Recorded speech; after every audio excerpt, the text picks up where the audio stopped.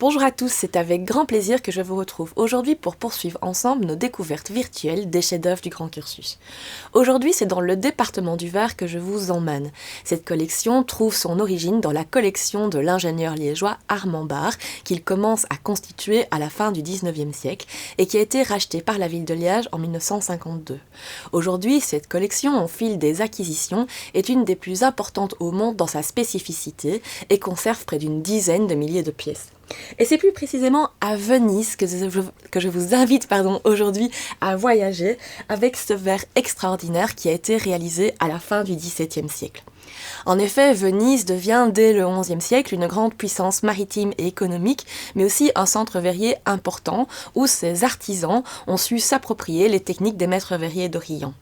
À partir de 1291, les doges, face à la multiplication des fours dans la lagune et à la dangerosité de ceux-ci, vont imposer aux maîtres verriers de s'installer sur une île toute proche de Venise, l'île de Murano. Ils vont aussi faire peser sur eux une politique économique protectionniste importante, menaçant d'emprisonnement, voire même de mort, ceux qui révéleraient à d'autres grandes puissances ou à d'autres États les techniques qui ont fait le succès de ce verre de Venise. Ceci dit, certains artisans vont braver cet interdit, certains vont même s'exiler et venir émigrer à Liège, où ils vont travailler pour la verrerie Bonhomme et réaliser ce type de verre extraordinaire à la façon de Venise. Ce qui fait d'ailleurs la réputation de ce verre de Venise, c'est d'une part la maîtrise et la complexité technique, mais aussi l'inventivité décorative.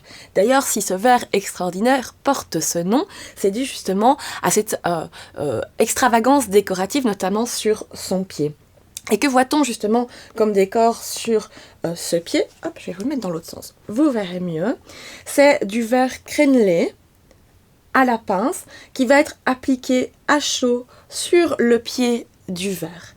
On peut voir également dans les décors des couples de dragons comme ceci, au corps finement entrelacé. Et on peut voir également sur ce pied des ailes de verre incolores, ainsi que des feuilles de verre opale blanc et aigue marine qui viennent compléter ce décor. C'est vraiment un décor qui est assez exubérant.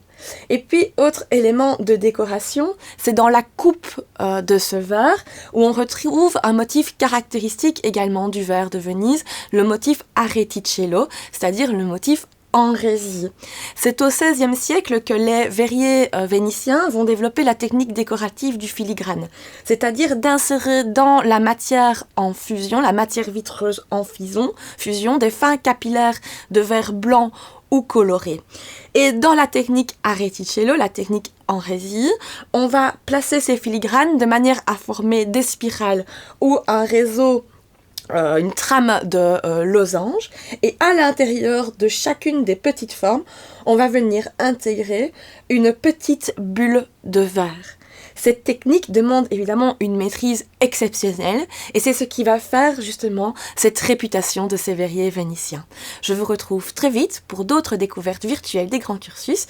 D'ici là, prenez soin de vous et de vos proches. À bientôt!